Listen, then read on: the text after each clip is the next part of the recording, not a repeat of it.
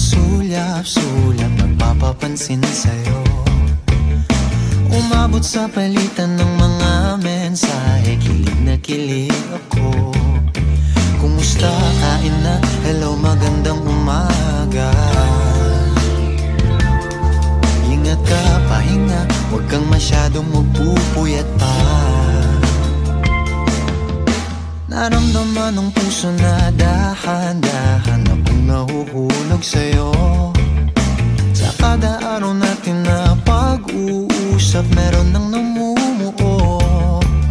Ngunit di ko na alam kung anong patutunguhan. Ang hiling ko lang naman na itong naramdaman.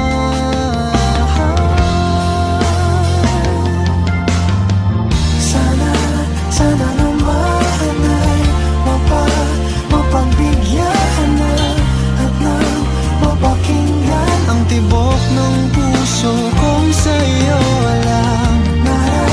Naramdaman ng tunay na kaligayahan. Sana naman mapagbigyan ng tibok ng puso.